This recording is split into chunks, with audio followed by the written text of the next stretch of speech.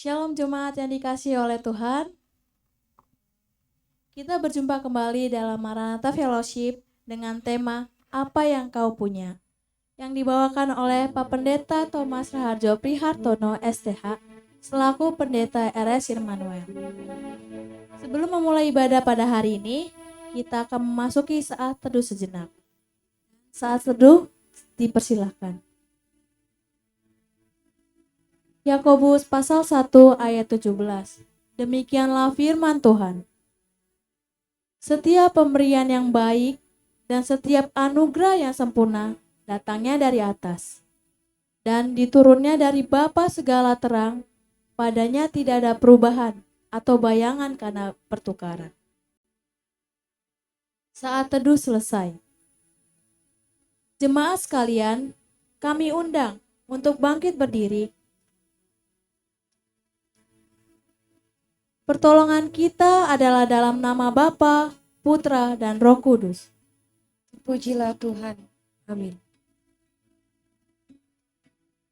Kita akan menyanyikan lagu dari KJ 27, Meski Tak Layak Diriku.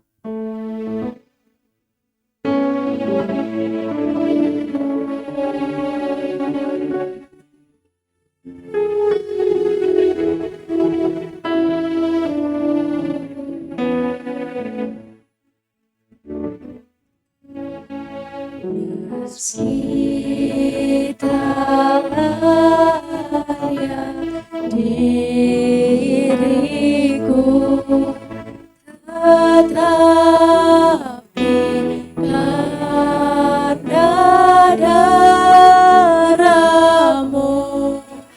dan karena Kau memanggilku, ku datang Yesus sebagaimana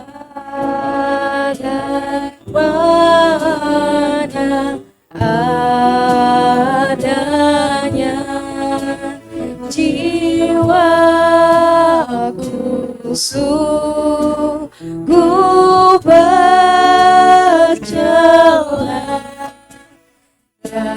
Darah-Mu lah pembasuhnya, ku datang Tuhan padamu.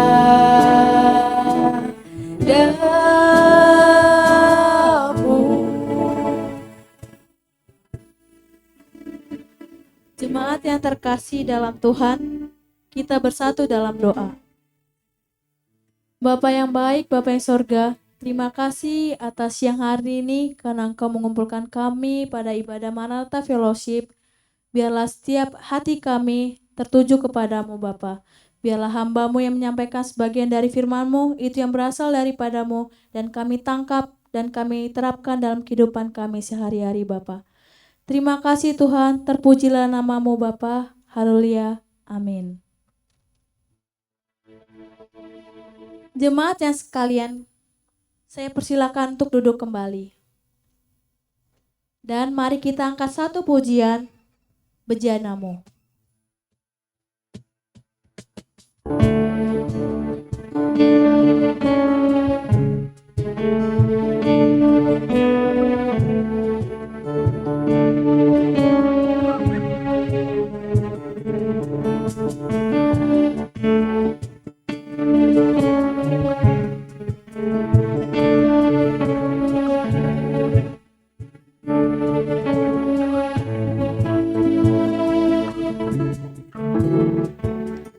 Kekuatan di jiwaku,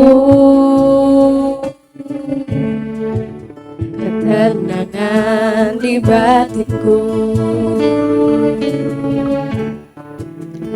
ada dalam hadirat-Mu, ku menyembah-Mu.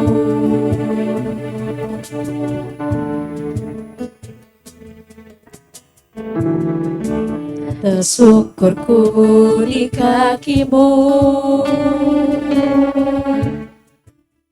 rasakan hadirat-Mu. Takkan ku melepaskan-Mu, Kau cahaya bagiku. Mengiringku seumur hidupku, masuk dalam rencana-Mu Bapa. Pikiranku, kehendak-Ku, ku serahkan padamu. Harapanku hanya di dalam-Mu, ku kan teguh bersama-Mu Tuhan. Jadikanku berjalan-Mu untuk memuliakan-Mu.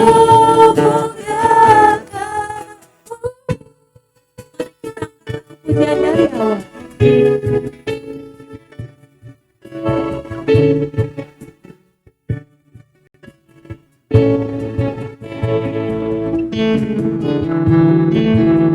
Syukurku di kaki-Mu,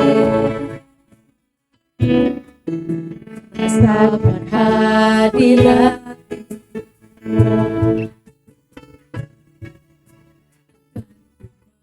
Lepaskan-Mu, Kau cahaya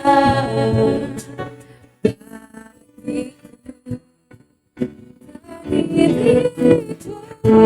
Seumur hidupku, masuk dalam rencana-Mu Bapa. Pikiranku, kehendak-Ku, ku serahkan padamu. Harapanku hanya di dalam-Mu, ku kan teguh bersama-Mu Tuhan. Jadikanku berjalan-Mu untuk memuliakan. Mengiringku seumur hidupku, masuk dalam rencana-Mu Bapa. Pikiranku, kehendak-Ku, ku serahkan padamu. Harapanku hanya di dalam-Mu, ku kan teguh bersama-Mu Tuhan. Jadikanku berjalan-Mu untuk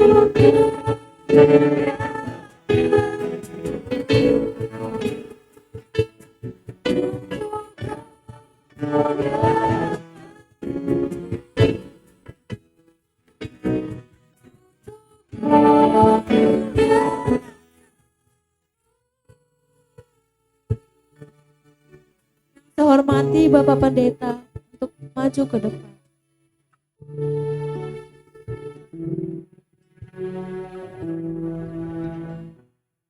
Bapak Ibu, Saudara yang Tuhan sayangi, mari kita berdoa. Bila kami boleh merasakan suasana di mana kami dibawa kepada hadirat Tuhan, mengingat sungguh betapa baiknya Engkau Tuhan dalam kehidupan kami. Hingga di saat ini kami berjalan melangkahkan kaki dan hendak mengakui kebesaran Tuhan. Memuji Engkau, menyembah Engkau, memuliakan Engkau dengan apa yang kami lakukan dalam ibadah ini secara khusus. Kami bergantung hanya kepadamu. Hanya karena kemurahan-Mu kami ada. Dan bahkan hanya satu amanah yang Kau percayakan kami kerjakan. Kami melangkah. Dan kini berkenanlah Engkau memberkati. Saat kami ingin selalu mau mencari kehendak-Mu dan melakukan di dalam pimpinan kuasa Roh Kudus-Mu. Apa adanya kami percaya Tuhan sempurnakan langkah kami. Dalam nama Yesus Kristus kami berdoa. Amin. Saya ajak kita, Bapak Ibu Saudara, buka kitab Keluaran pasal 4 sesuai dengan nats yang saya terima. Keluaran pasal 4 ayat 27 sampai 31.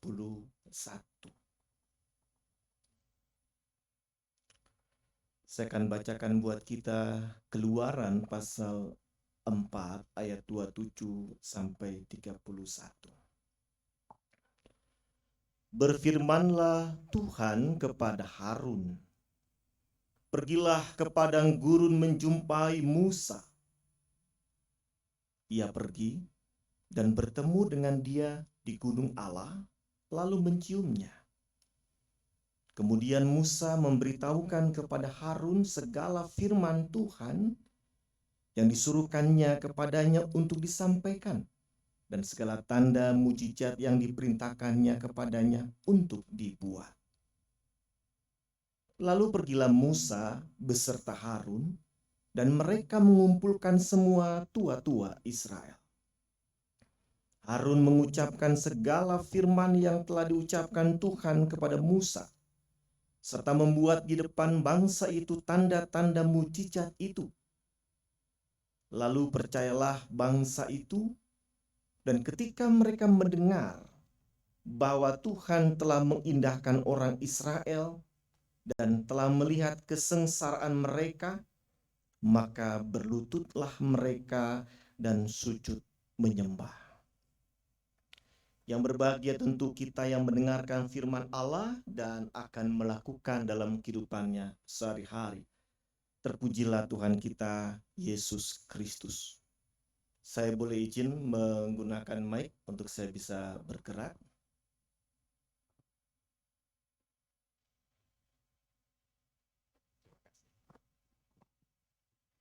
Bapak Ibu Saudara yang Tuhan sayangi, saya membutuhkan pulpen ini karena ada tintanya yang masih berguna untuk saya gunakan. Kalau tidak lagi pulpen ini berguna, maka akan saya buang. Saya mengajak kita untuk melihat sangat biasa untuk kita memang akan memilih sesuatu sesuai kepentingan kita.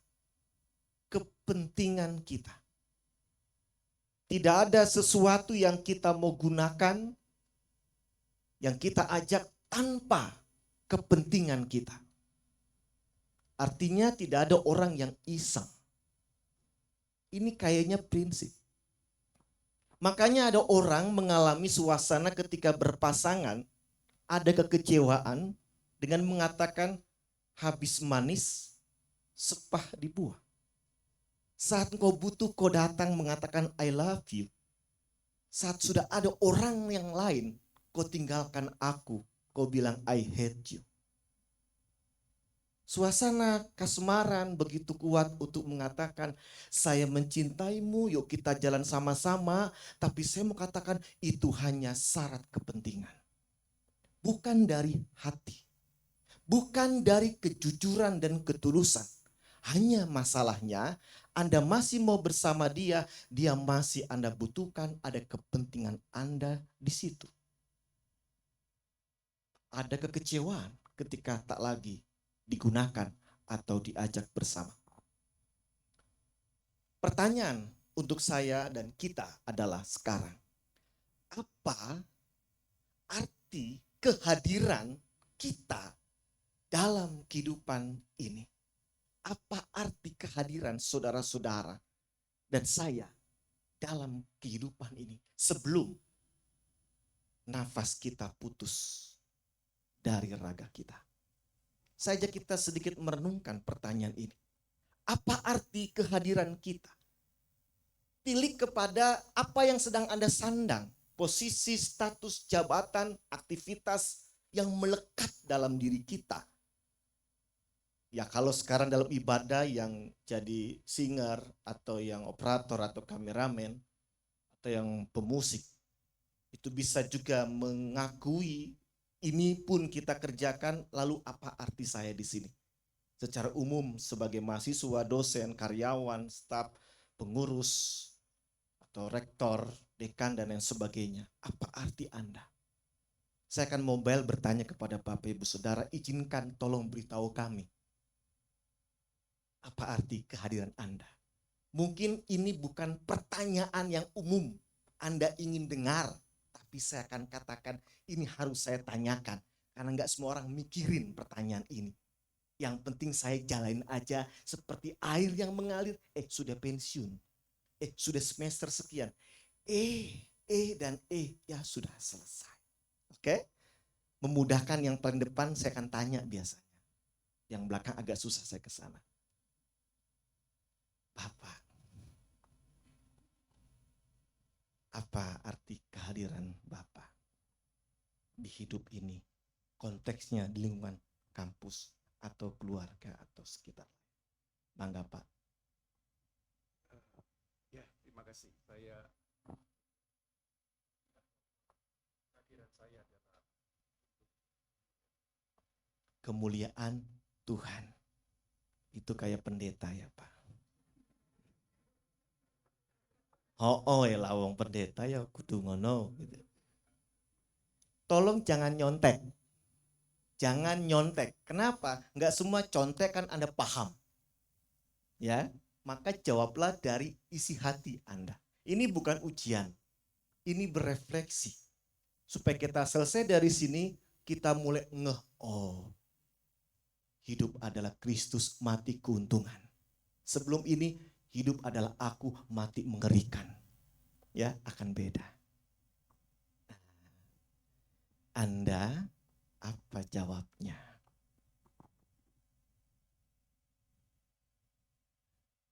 Menjadi berkat untuk sesama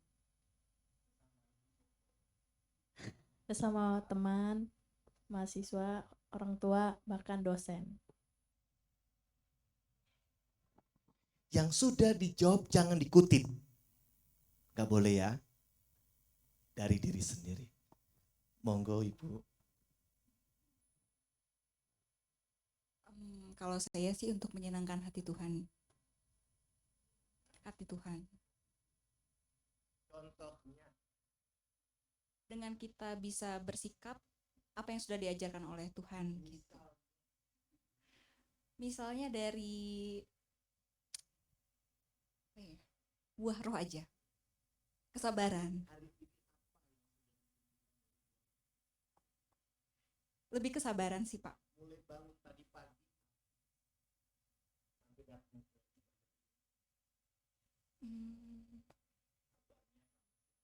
Sabarnya di jalan. Karena sama Gojek sih, itu aja. Jadi curhat Pak. Iya gitu. Terus Gojeknya kemana? Gojeknya udah jalan Pak, nggak tahu kemana. Ya. Karena pembawaan Gojek kan beda-beda Pak, gitu. Jadi kita saling mengerti. Ya biasa agak-agak ngebut gitu.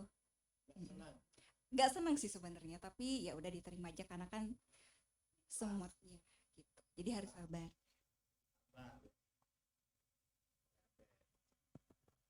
Sampingnya Anda.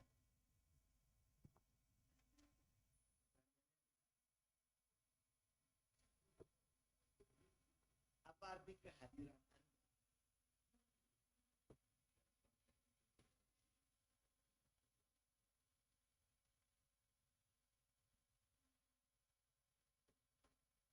Dari media. Kita bantu tetangga.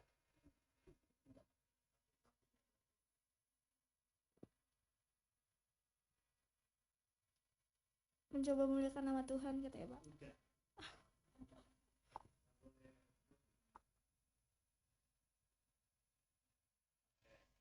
Masih bergumul ya. Oke, enggak apa-apa. Saya mau dengar suara cowok. Anda. Melayani.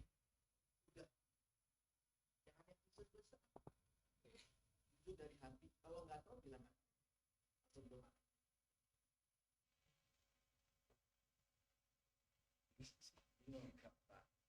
pegangan. Terakhir, Anda.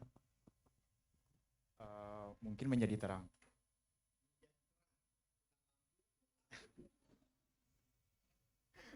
Bukan, sebenarnya menjadi terang itu mungkin lebih ke gimana sih sikap kita untuk maksudnya contohnya misalkan kita misalkan membantu orang atau apa ya, misalkan berbuat baik. Nah, dari keseharian kita itu juga bisa mungkin mempengaruhi Siapa Anda berbuat baik? ke semua orang. Tahun berapa? 2023 Bulan apa? bulan ini. Bulan ini tanggal berapa? Bukan hari ini tanggal berapa? Terakhir kamu berbuat baik itu tanggal berapa? Ya hari ini. Oh, hari ini. Ke siapa? Mungkin saya baru dari rumah juga, berarti ke keluarga. Keluarga itu siapa? Mama, papa, tante, adik, kakak. Bapak, ibu, adik. Oh, rame-rame. Ya. Ya. Oke, baik. Bapak, Ibu, Saudara, mungkin sedikit lama waktu di sini, saya mau bilang begini Bapak, Ibu. Kita itu kan suka egois. Jujur kita selalu berpikir saya dapat apa, saya mau kemana, keuntungannya apa, yang saya rasakan apa. Maka itu nggak ada ruang, ini kalau saya punya pemikiran, kepentingan orang dalam kehidupan saya. Nggak ada. Makanya karena kita berpikir begitu, kita suka iri. Atau tragisnya, tinggi hati, sombong. Dan untuk poin ini, Tuhan bilang, orang yang tinggi hati akan direndahkan. Siapa yang merendahkan? Bukan tetanggamu, Tuhan langsung. Saja kita merenungkan, meresapi beberapa bagian yang saya ucapkan untuk kita bersama. Bahkan termasuk, maaf kalau saya mendahului, tidak untuk meremehkan keagamaan kita atau spiritualitas Anda. Kalau kita pun termasuk tidak pernah memikirkan, mengutamakan kepentingan Tuhan dalam hidup kita. Ya, kita bisa bahas pribadi ya, kok bisa gitu Pak Pendeta, itu menghakimi. Oh enggak, pikirkan aja. Apa tanda seorang itu memang betul tidak pernah memikirkan, mengutamakan kepentingan Tuhan? Sangat simpel. Pertama adalah betapa beratnya ketika ada dorongan orang ke kita atau muncul dalam diri kita atau perintah untuk pertama berdoa. Ya, Bapak berdoa, jangan saya. Ya, non berdoa, sudah kemarin tugas saya. Berdoa. Yang kedua adalah persekutuan dengan Tuhan dalam hal seperti fellowship ini. Saya tidak mau mengatakan hayo yang muka-muka terpaksa berapa orang, enggak gitu ya. Tapi akan berbeda ketika enggak ada gerakan dalam diri kita. Karena sesuatu yang kita anggap itu ini kan religius, itu formalitas belaka, rutinitas belaka, tapi akhirnya kita enggak merasakan manfaat persekutuan itu. Kenapa? Tidak menempatkan kepentingan Tuhan dan utama itu dalam hidup kita. Jadi kalau ada orang bilang punten, dikatakan gini, mulai bulan depan fellowship ditiadakan. Nggak ada yang sedih. Saya mungkin mendahului ya, punten. Untuk ibadah di Maranatha sudah tidak boleh dilakukan lagi. Haleluya. Itu ngabisin waktu saya untuk istirahat misalkan. Tidak ada orang yang sedemikian rupa memperjuangkan itu. Karena itu bukan jadi kepentingannya. Maka mari kita belajar, saudara Bapak Ibu. Musa termasuk yang di awal belajar untuk memasukkan kepentingan Tuhan dalam hidupnya ketika diminta, engkau kuutus menghadap Firaun, membebaskan umatku Israel keluar. Apakah respon Musa memang dikenalkan awal? Akulah Allah Abraham, Ishak dan Yakub, mungkin masih asing. Sehingga mungkin masih menyesuaikan. Tapi paling tidak dengan tanda-tanda kuasa, mujizat, hadirat Allah. Dia tahu ini bukan manusia. Ini ilahi. Dan dibilang aku mengutus engkau. Harusnya haleluya. Aku siap. Aku mengalami kuasa ilahi yang gak pernah ku alami sebelumnya. Tapi enggak gitu. Aku ini kan gak bisa ngomong. Aku berat bibir.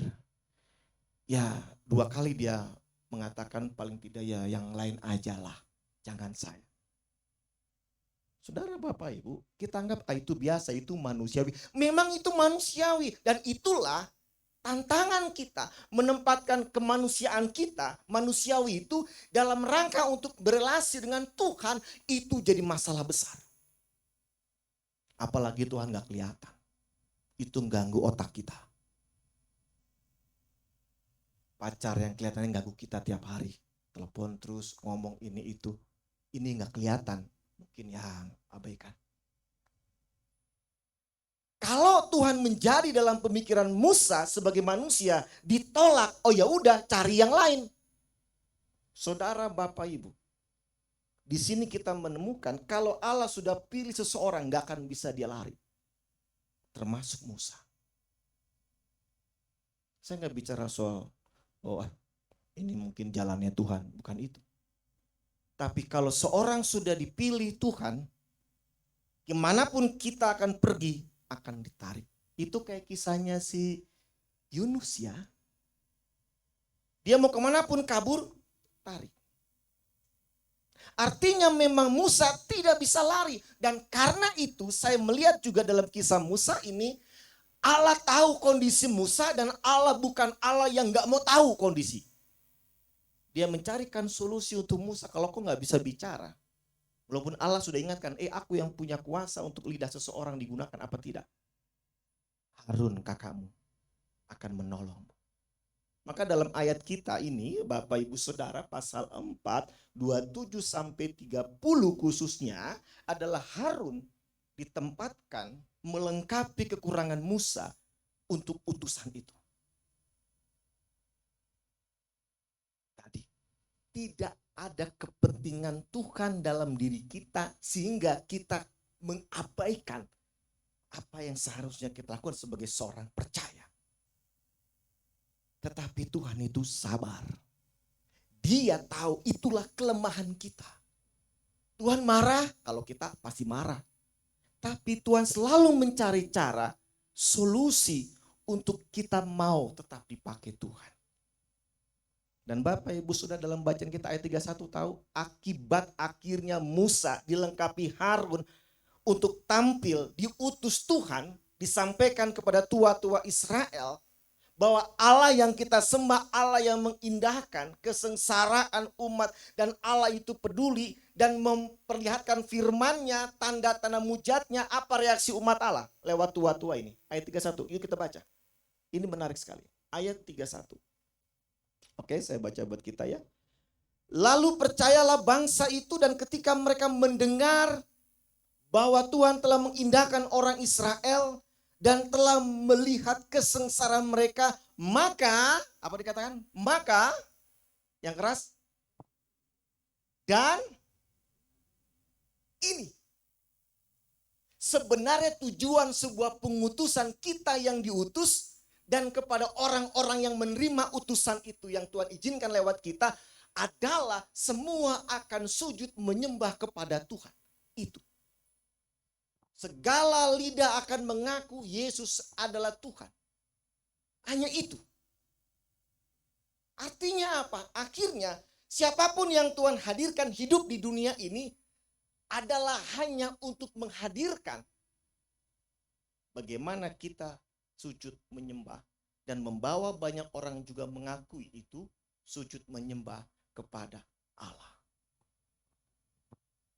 Malaikat-malaikat Allah hadirkan untuk menyembah Dia dan juga manusia.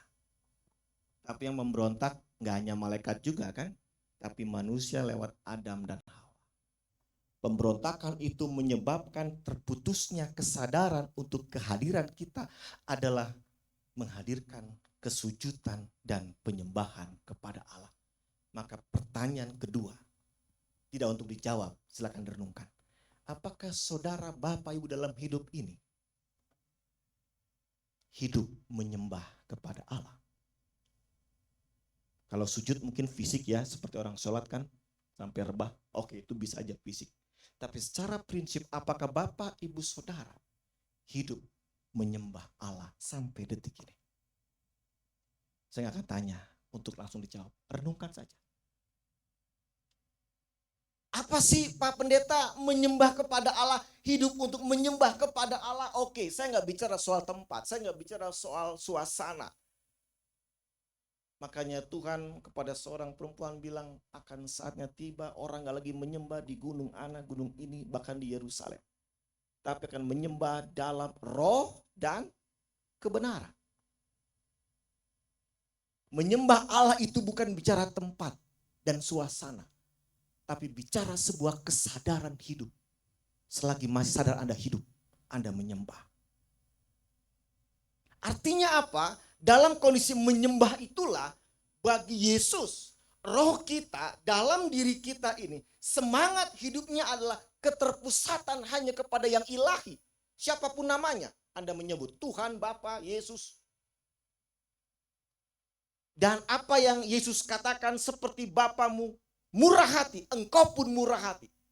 Allah itu benar dan Dia kebenaran, maka kita pun menghadirkan kebenaran di hadapan Dia. Tapi pertanyaan ketiga adalah apakah itu ada dalam hidup kita sampai hari ini? Kita bisa mengevaluasi diri kita.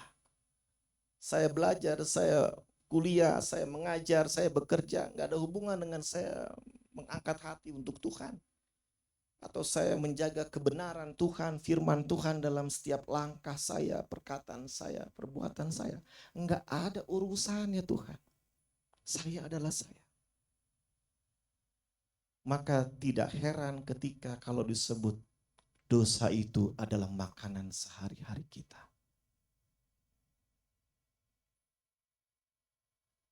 Yohanes 10 ayat 10 Bapak Ibu Saudara, boleh kita buka. Yohanes 10 ayat 10.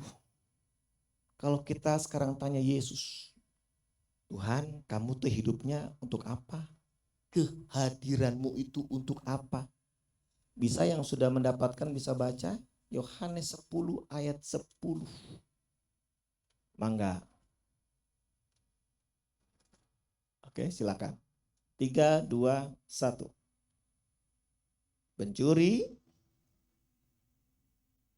dan membunuh dan membinasakan. Aku datang supaya mereka mempunyai hidup dan kalau kita bisa bilang aku gak mau ketemu dia, aku gak mau berjumpa dia, kenapa? Ngeri. Aku takut, aku sebel. Itu suasana yang kita akan tolak kalau ketemu dia. Ada pencuri, eits, simpan handphonemu, nanti hilang. Yesus datang memberikan suasana semangat hidup. Adakah seperti itu orang menanti Anda? Pak dosen datang asik. Aduh kok masuk dia ya? Kenapa enggak sakit? Saudara Bapak Ibu kita bisa memilah-milahkan mau ketemu siapa dan betah dengan siapa berbicara. Kalau bagi kita, kita mendapatkan suasana yang menyenangkan dalam hubungan itu. Yesus bilang, aku datang memberikan hidup. Orang punya masalah, ada semangat hidup. Orang punya pergumulan, Anda tidak akan pernah putus asa ataupun pesimis. Anda akan semangat berpengharapan.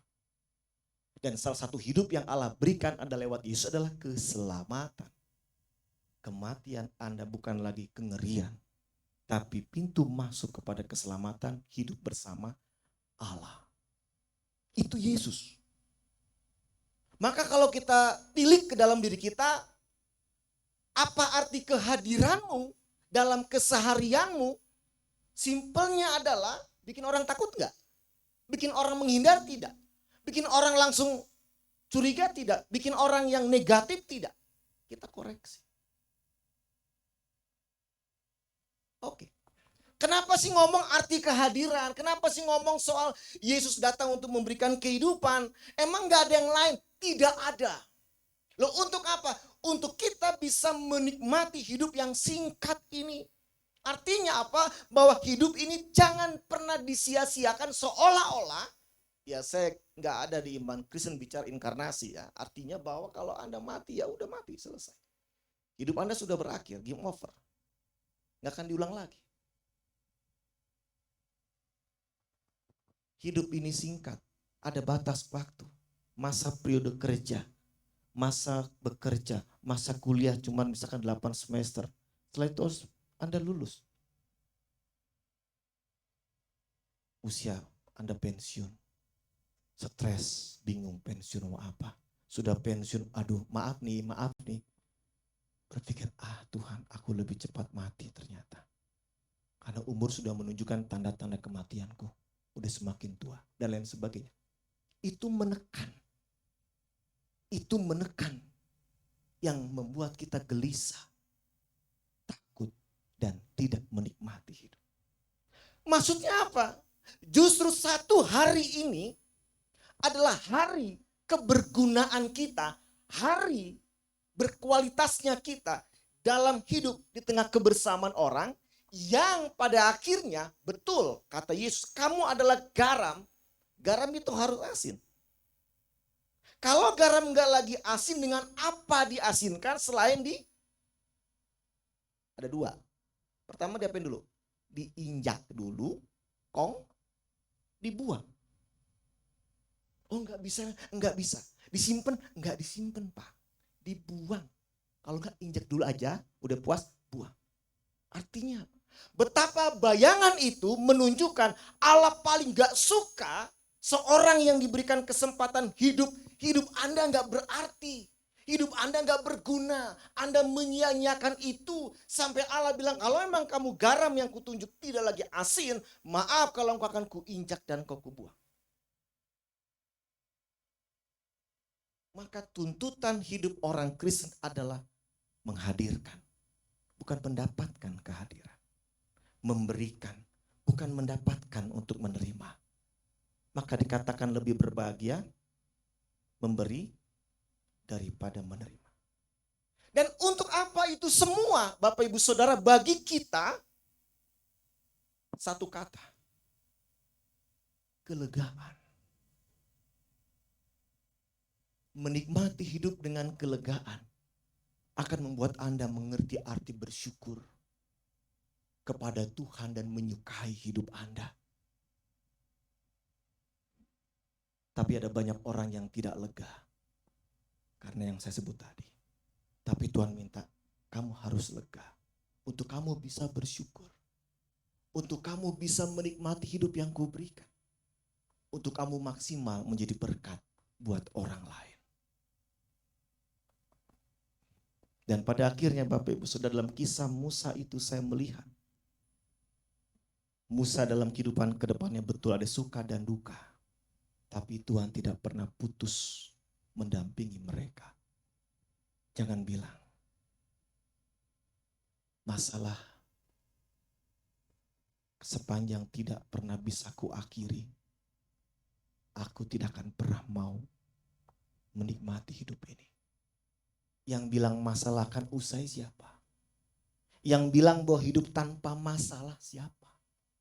Kesulitan, ketidaknyamanan, kegelisahan, siapa yang bilang? Gak bisa. Bapak Ibu, Pernah nggak berpikir Yesus bilang, jangan khawatir, jangan takut. Kadang saya mikir, Tuhan nggak ngerti ya, ini asal ngomong kali ya. Coba deh jadi kami sekarang ini. Ya memang sih dulu pernah jadi manusia, tapi sekarang ini kan namanya khawatir, takut. Hari esok itu kan sesuatu yang real. Gelisah. Tapi engkau bilang jangan takut, jangan khawatir. Lalu kita mau bilang Tuhan nggak bisa, nggak bisa.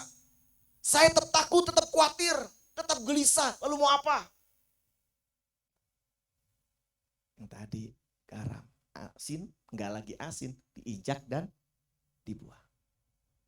Kenapa Yesus bilang jangan khawatir akan hari esok, jangan takut akan hari esok?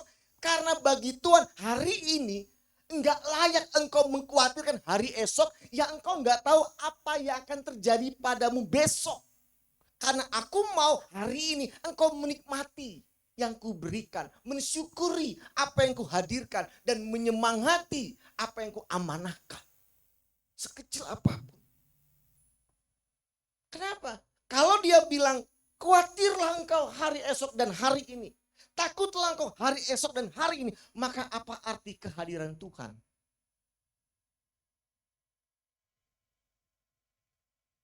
Saya di rumah sakit Immanuel, dalam setiap visit, obrolan singkat, ternyata pasien yang bilang, Pak Pendeta, mungkin saya stres ya.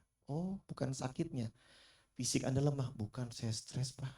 Oh, siapa yang suruh stres? Ketawa dia. Kalau gitu stresmu taruh di meja dan kau tidur.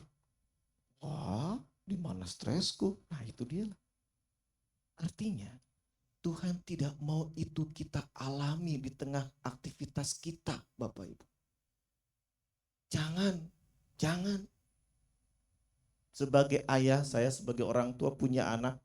Nah ini handphone untuk kau gunakan. Tapi dia sembarangan makainya, dia banting-banting atau dia asal naruhnya, bahkan dia jatuh, dia biasakan. Saya mau bilang, nak, balikin.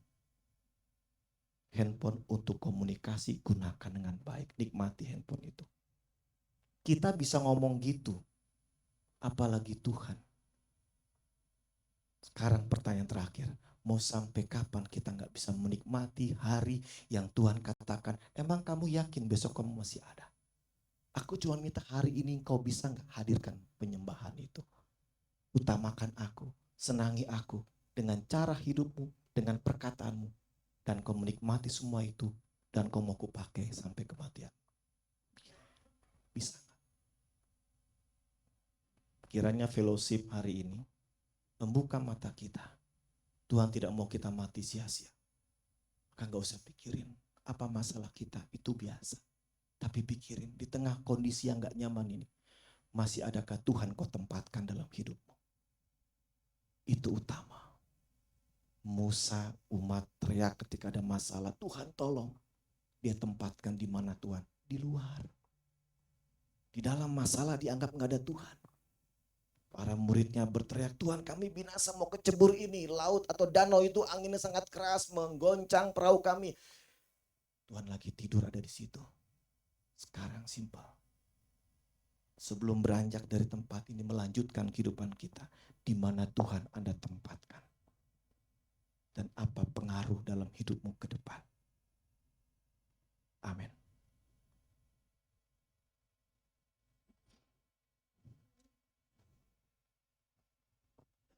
Cek.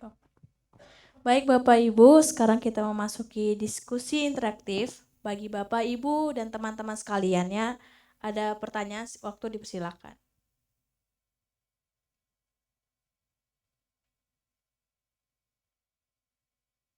Oke, yang di ujung.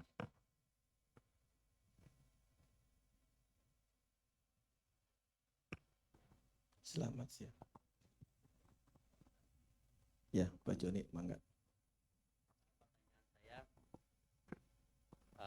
dua Pak, boleh.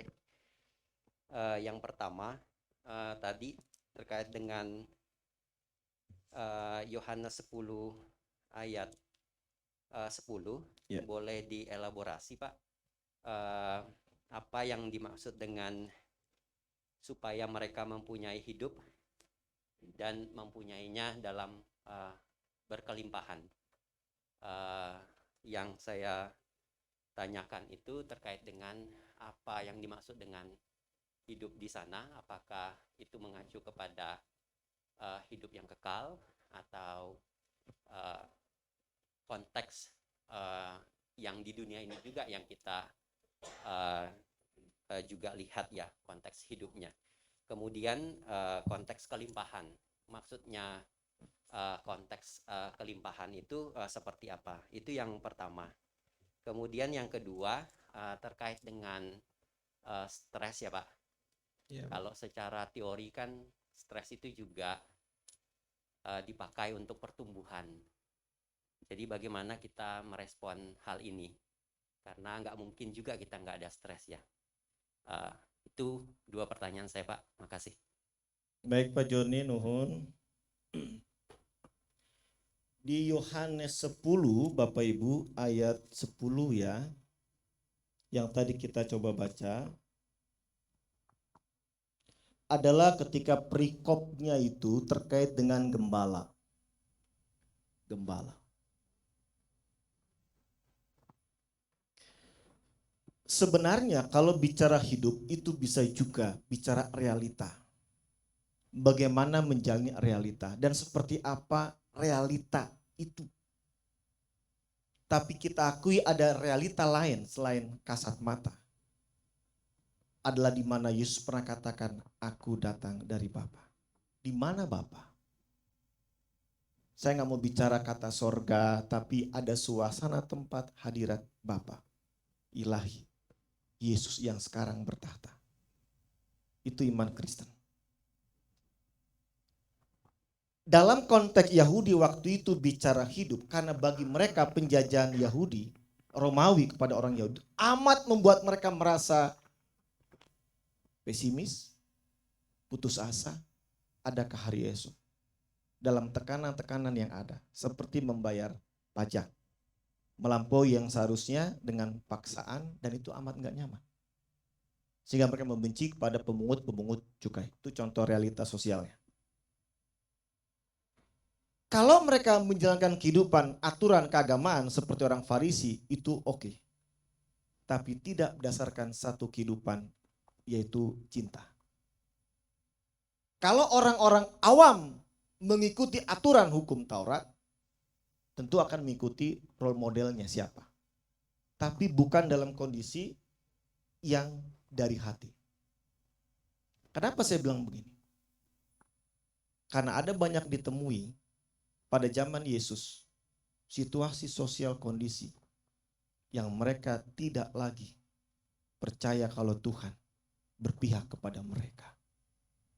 Maka Tuhan katakan, aku berpihak. Itu situasional sosialnya. Ketika dalam kondisi kesendirian, terisolasi, atau bahkan gak nyaman seperti kayak orang yang kusta khususnya. Orang yang punya penyakit, ya difabel misalkan, atau yang buta gitu ya. Itu bukan kondisi yang menikmati hidupnya. Dan apa arti hidupku selain menyesali dan matilah aku. Tapi Yesus katakan, oh enggak. Orang yang buta sejak lahir bukan kutuk.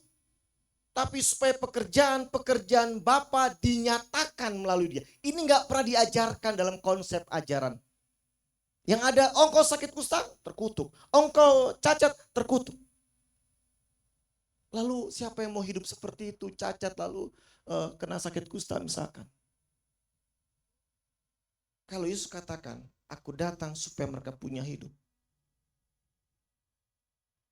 Hadirkanlah kehidupan bersama dengan Tuhan, dan aku Tuhan bersamamu menghidupkan hidupmu hari ini, esok, lusa.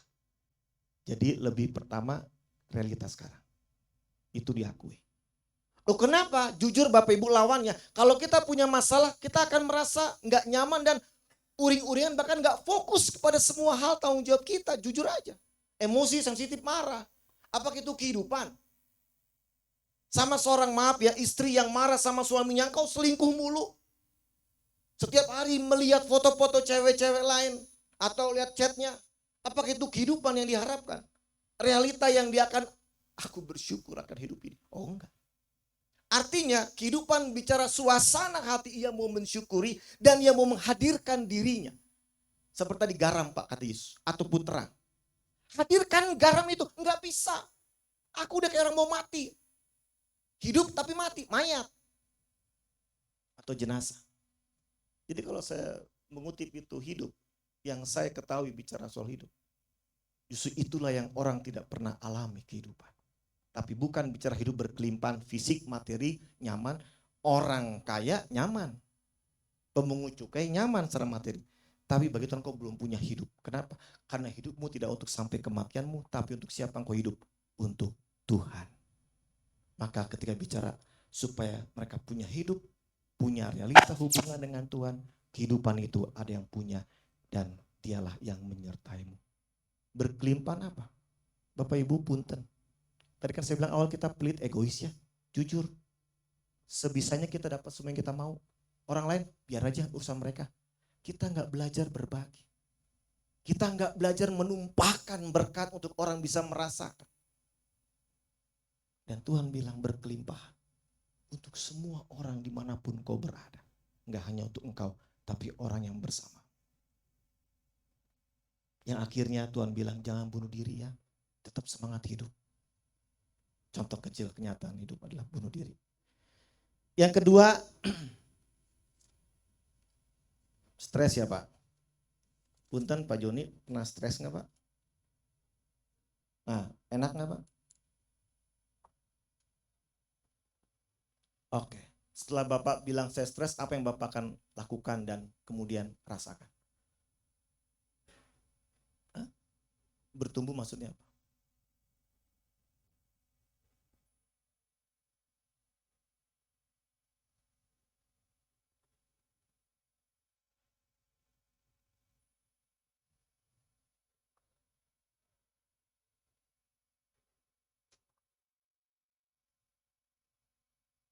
Oke. Saya tidak ahli psikologi terkait dengan stres. Tapi saya lihat begini, itu kan satu gejala, maaf, secara medis yang saya sering temui di lapangan ya Pak.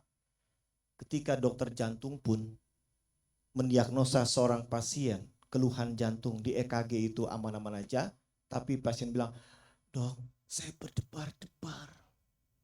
Dokter pasti sepakat bilang apa? Ibu stres. Sekarang dokter seperti psikolog. Tapi memang itu kenyataannya. Saya nggak tahu, mungkin ada yang lebih jago menjelaskan soal itu ya. Apa dampak stres buat dia? Punten Pak. Nggak semua orang berpikir positif. Betul nggak? Setelah kemudian dia tahu, iya mengevaluasi. Tapi di saat dia mengalami itu, nggak ada yang mau. Kenapa? Sebelum sumber stres itu yang menekan dia, panik itu hilang, dia belum lega. Jadi kalau kita bilang stres itu positif, itu setelah selesai. Anda yang nggak stres. Yang sedang stres Pak, Bapak bisa digetok. Itu bentuk Anda akan mengalami pertumbuhan. Itu kan di ruang dosen, di kampus. Nah seorang ibu digitukan dengan anak yang banyak atau dengan utang, dia mau pinjam-pinjol, tapi transfer dulu sekian juta, dia ditipu, bunuh diri Pak. Itu menekan dia. Nah, artinya saya mau bilang dalam hal ini, jangan pernah sepelekan kondisi itu. Karena saya pengalaman di rumah sakit menemui banyak pasien dalam konseling. Satu kata yang sama. Saya stres Pak. Saya nggak mau mengatakan jangan stres. Tukeran Pak. Nggak mau, maaf. Tapi kalau sampai bilang saya stres. Ini keprihatinan. Pertanyaannya, di mana sahabat Anda, di mana teman Anda, dan di mana Anda ketika punya seorang sahabat stres, punya seorang teman stres, bahkan dosen yang stres, mahasiswa yang stres dalam pergaulan dan kewajiban tanggung jawabnya, di mana Anda? Bagi saya itu yang sangat tepat. Dan akhirnya Yesus tahu orang yang stres, kondisi tertekan, ya Pak, bukan hasil nanti apa, itu mungkin oke. Letih lesu itu bisa bikin stres, tertekan dia nggak fokus, dia panik. Beban yang sangat berat yang nggak bisa dia tanggung. Maka di TikTok ada kan perempuan, ya aku nabil nangis, aku nggak stres, aku nggak berbeban, tapi nangis. Aku cuman nggak kuat, aku lelah. Yesus katakan, marilah kepadaku, hai engkau yang apa? 2. Letih lesu dan berbeban berat. 2 hal ini adalah momok manusia hidup. Dan bohong kalau orang kata, oh saya nggak pernah letih lesu. Oh keren. Oh saya nggak pernah berbeban berat. Oke ringan tapi beban juga. Nggak mungkin. Masalah ekonomi keuangan keluarga beban berat jadi pikiran. Masalah omongan orang yang buruk sama kita jadi beban pikiran. Lalu Tuhan katakan, aku ketika teman-temanmu tidak ada di antaramu, di sini datang. Yohanes 10 memberikan kehidupan semangat. Judas keburu bunuh diri mati. Petrus mungkin bisa nyaris ketika dia sudah mengkhianati Yesus dan dilihat oleh Yesus. Tatapan Yesus membuat Petrus menangis. Tapi dia gak bunuh diri. Dia menghadirkan semangat, ayo aku pulihkan, kamu masih bisa. Kalau sekarang ada di antara Anda, kita yang merasa aku gak berarti, aku capek, aku lelah. Ada rekam di TikTok, orang pada like. Aduh semangat ya, kuat ya. Tuhan katakan, aku like you. Semangat ya anakku, aku Tuhanmu. Di mana Tuhan kau tempatkan? Tuhan akan menjawab, kau tempatkan aku di dalam hidupmu, di dalam masalahmu. Untuk apa? Hari ini senyumlah, masuki tugasmu, ngajarlah dengan baik, bekerjalah dengan baik. Lewat kebaikan yang kau lakukan, Allah akan dimuliakan. Jangan pernah diputuskan menjadi orang bilang, oh anak Tuhan begitu ya, ngeri kali Tuhanmu itu ya. Tidak. Kira-kira itu Pak arah saya. Nuhun ya Pak. Mangga. Terima kasih atas Pak Pendeta untuk jawaban yang sangat luar biasanya. Bagi Bapak, Ibu, dan teman-teman rekan sekaliannya, apakah ada yang ingin bertanya lagi? Sebelum yang bertanya, ada yang nggak? Saya nggak nyinggung soal tema ya. Tadi temanya apa? Apa yang kau punya? Saya nggak nyinggung itu. Kenapa saya nggak nyinggung itu? Karena kita nggak pernah tahu apa yang kita punya, yang Tuhan ingin kita dipakainya.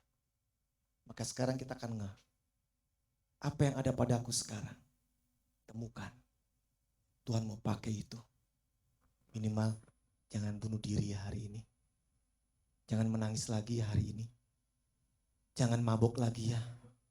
Jangan uring-uring lagi ya. Jangan dendam ya.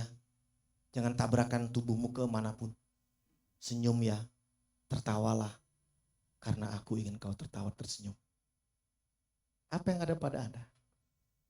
Apa yang Anda punya? Hidup Anda. Yang sedang Tuhan kasih. Itu. Silakan mangga. Oke, saya akan bertanya satu pertanyaan untuk Bapak dan rekan-rekan sekalian. Jadi setiap kita kan diberi suatu kelebihan, talenta berupa anugerah dari Tuhan. Dan itu tujuannya untuk memuliakan nama Tuhan. Nah, bagaimana sih respon Bapak terhadap orang yang menyadari hal itu, tetapi dia tidak siap untuk diutus? Terima kasih, Pak. Diinjak dan dibuang. Karena Tuhan tidak bisa kompromi Bapak Ibu. Maaf. Kalau Anda punya barang udah gak kepake, Anda simpan. Ada sih orang kayak begitu ya. Ngumpulin barang-barang yang kepake kan. Tapi Anda akan buang itu. Itu prinsip. Artinya jangan kita anggap Tuhan itu mentolerir Anda gak mau Tuhan pakai. Dia sabar menunggu kapan Anda bertobat. Tapi saat tiba saatnya, dia mau katakan, anakku hari ini pulang yuk. Hari ini kau mati. Misalkan. Ini tegas. Jadi diinjak dan dibuang. Maka berarti apa? Jangan biarkan itu terjadi. Hidup cuma sekali. Nikmati kebersamaan kita. Talenta kita Tuhan kasih untuk sesuatu yang akhirnya Allah dimuliakan lewat banyak orang. Jangan buat diri sendiri untuk kesombongan. Tapi untuk cara Tuhan menyatakan. Termasuk Putri Apriani. Kayak gitu namanya. Saya paling sangat tersentuh sama orang yang difabel buta. Sejak saya mahasiswa. Karena saya pernah dikecewakan sama seorang yang buta. Waktu mau nyeberang kampus Proklamasi 27. Depan saya ada orang buta dengan tongkat mau nyeberang. Orang Kristen kan baik hati ya. Pak, saya tuntun. Saya pegang tangan yang pegang tongkat. Seketika dia tepis tangan saya.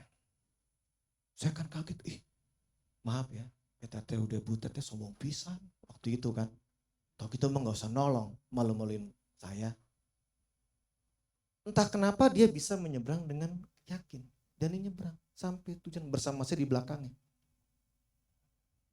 Kita suka meremehkan orang yang gak seperti kita. Tapi orang itu tidak pernah meremehkan dirinya. Tapi sayangnya maaf kita yang tanda petik normal Anda meremehkan diri Anda. Benar gak?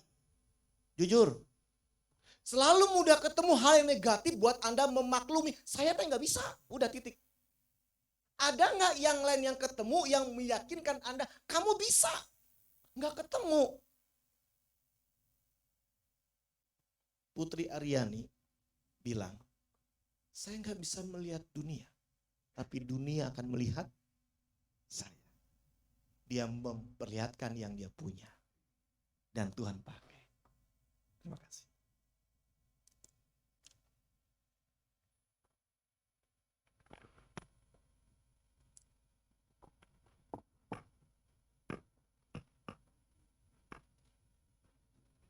Terima kasih Pak atas berkat dan firman Tuhan yang telah sampaikan pada siang hari ini. Sebelum itu kami undang pemain musik dan singer untuk ke depan.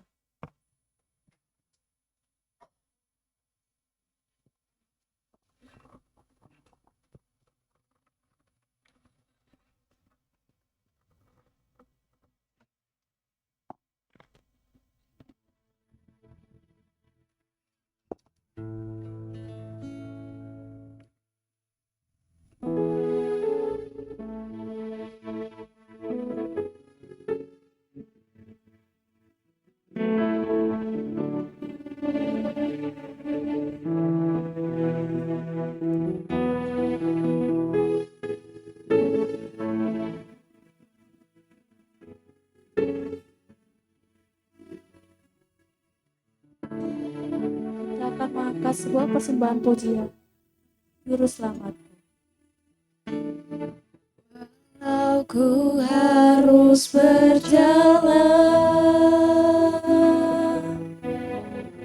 dalam lembah kekelaman, perlindungan-Mu, oh Tuhan, nyatalah bagi hidupku.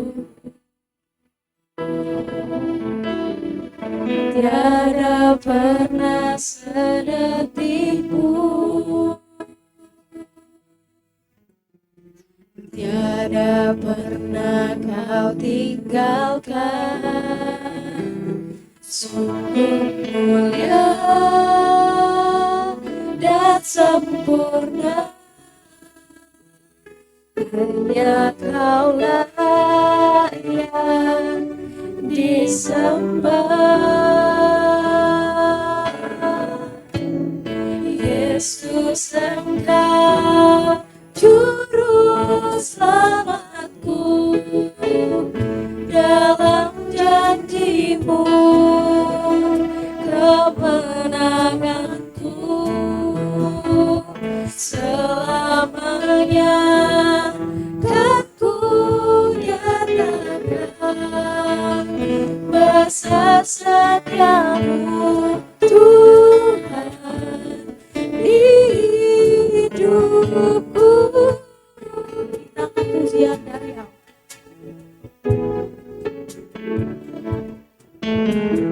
Walau ku harus berjalan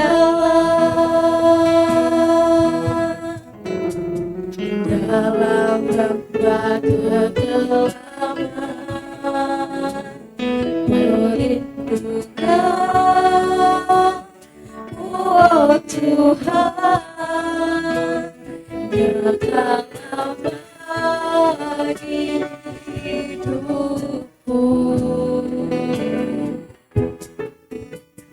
Tiada pernah sedetik pun,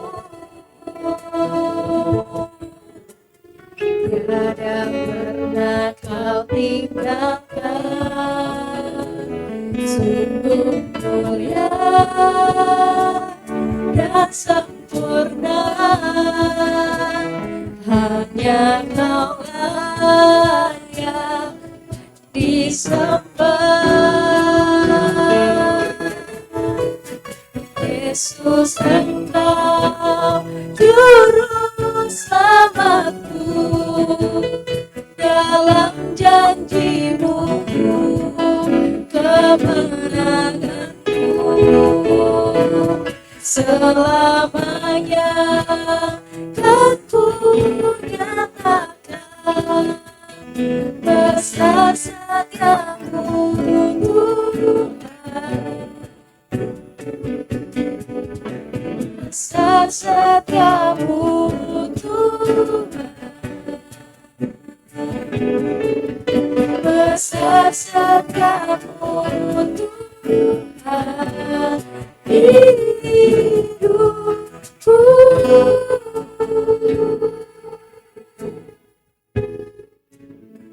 Untuk pemimpin doa syafaat, saya persilahkan.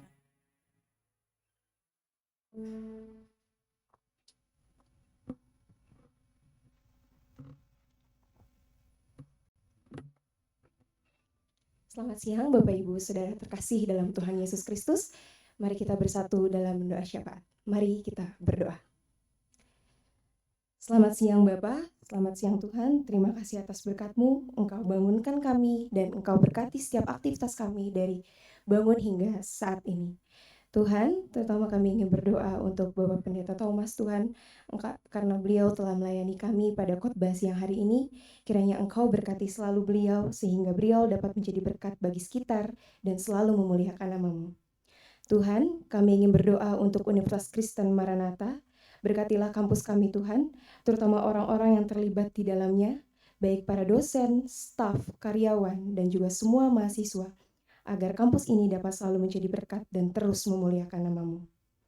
Tuhan, kami ingin berdoa untuk warga Universitas Kristen Maranatha yang berulang tahun dan yang akan berulang tahun pada bulan ini.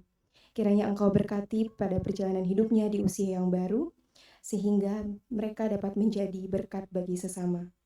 Tuhan, kami juga ingin berdoa untuk warga Universitas Kristen Maranatha yang sedang sakit. Kiranya Engkau jamah, Engkau beri kekuatan, Engkau beri kesembuhan, sehingga mereka dapat menjalani aktivitas dengan sedia kala.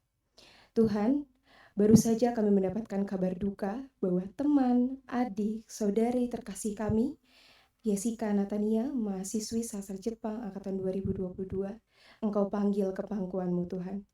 Tuhan, berikanlah kami serta keluarga yang ditinggalkan penghiburan dan kekuatan agar dapat melewati masa kehilangan ini dengan tabah. Tuhan, kembali kami datang ke hadirat-Mu. Kami ingin berdoa untuk negara kami tercinta, Republik Indonesia. Kiranya Tuhan selalu berkati negara ini. Tuhan juga berkati Presiden dan Wakil Presiden serta jajarannya. Engkau berkati dalam memimpin sehingga sesuai dengan kehendak-Mu. Jauhkanlah bangsa ini dari segala ancaman dan juga tindakan yang merugikan bangsa ini.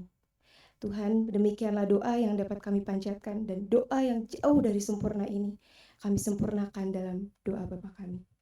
Bapa kami yang di surga, dikuduskanlah nama-Mu, datanglah kerajaan-Mu, jadilah kehendak-Mu di bumi seperti di surga. Berikanlah pada hari ini makanan kami yang secukupnya, dan ampunilah kami akan kesalahan kami, seperti kami juga mengampuni orang yang bersalah kepada kami. Dan janganlah membawa kami ke dalam pencobaan, tapi lepaskanlah kami daripada yang jahat. Karena Engkau yang punya kerajaan, kuasa, dan kemuliaan sampai selama-lamanya. Amin.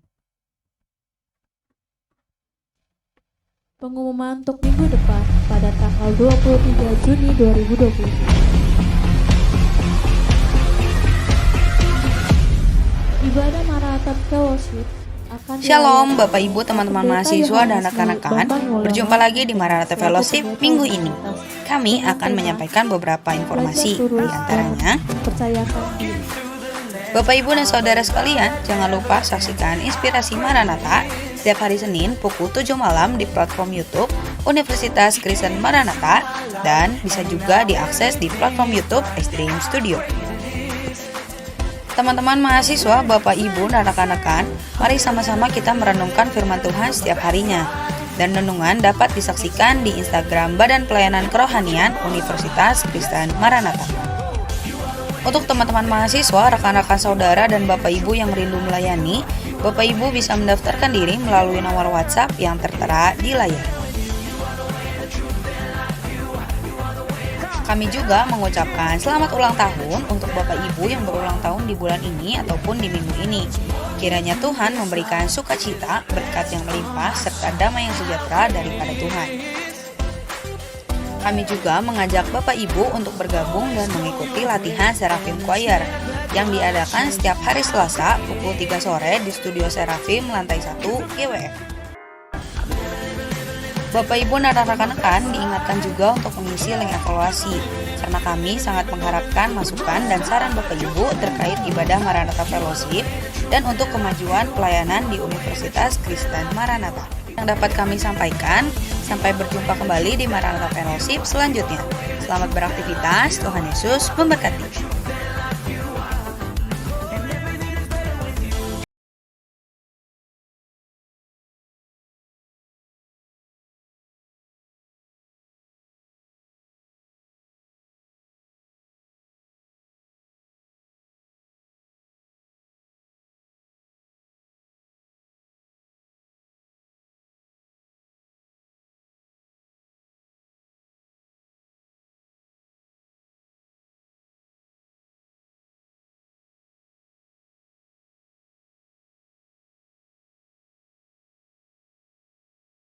Mengisinya.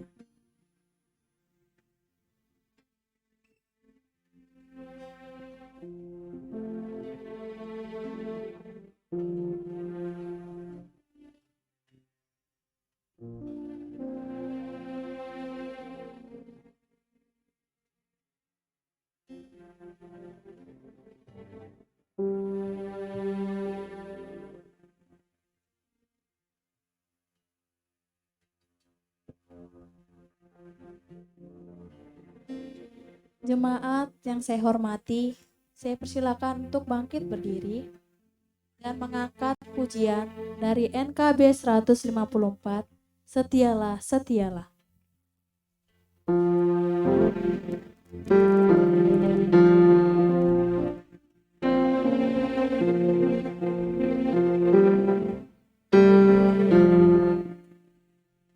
Setialah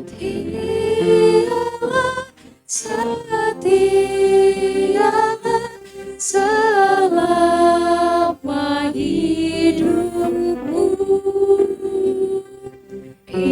ikuti jalan Tuhanmu dengan tetap teguh, meski penuh derita di dalam dunia, tetapi jangan tetap setia.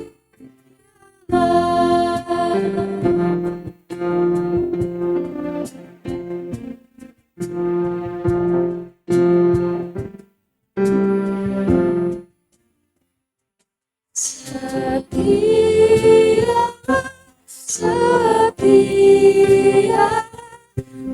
mengikut Tuhanmu, bersaksilah di dunia, tetap menebusmu yang mati disalibkan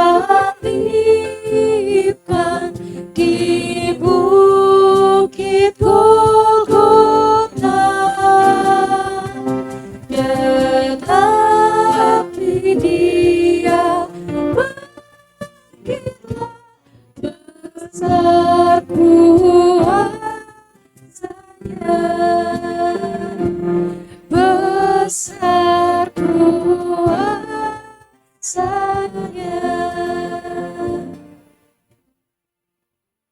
Yang terhormat Bapak Pendeta untuk memimpin dalam doa. Saudara-saudara, Bapak Ibu, ada banyak hal yang mungkin belum kita bisa tuntaskan hari ini. Jika kita terganggu, mari sertakan Tuhan dalam langkah kita. Untuk Tuhan bisa membuat kita berjalan dan menikmati penyertaannya.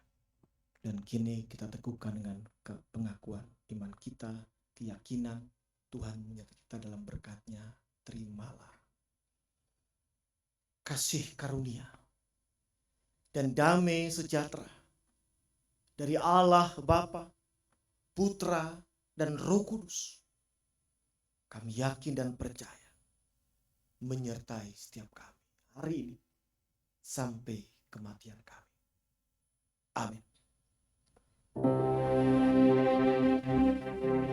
Haleluya.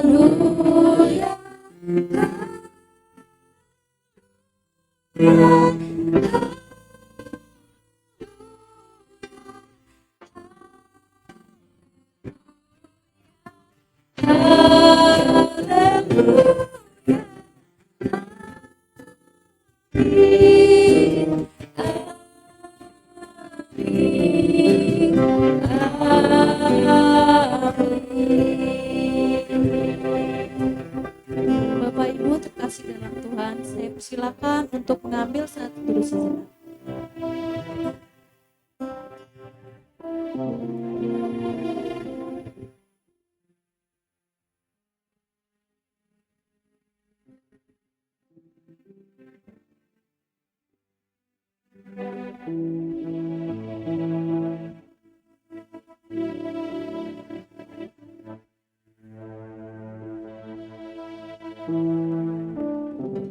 Kami persilakan untuk Bapak Ibu bisa mendengarkan doa.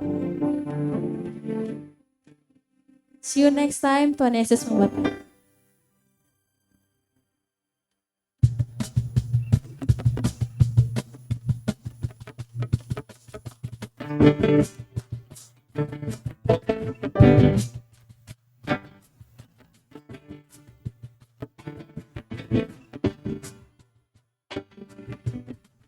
Terpujilah nama-Mu Tuhan, kuat dan penuh kemuliaan.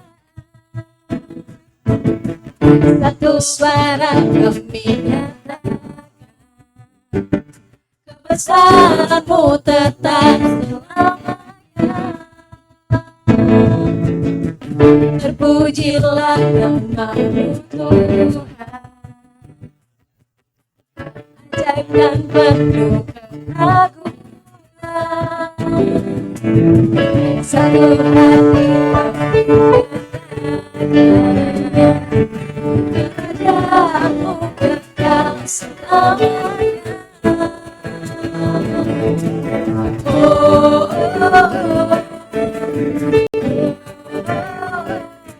Kau Raja atas dunia.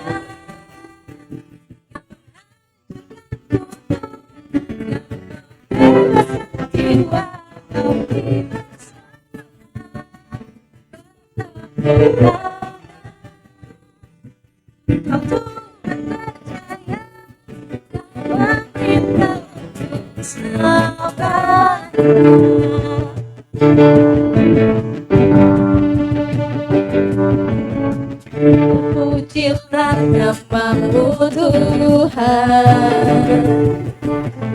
kuat dan penuh kemuliaan.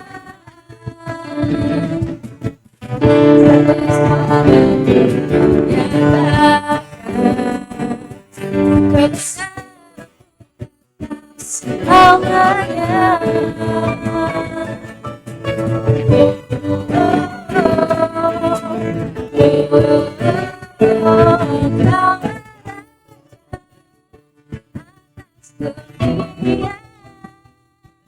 Mengajukan tubuh dan memberkati kami bersama bertepuk tangan. Engkau Tuhan berdaya dan memerintah untuk selamanya, dan memerintah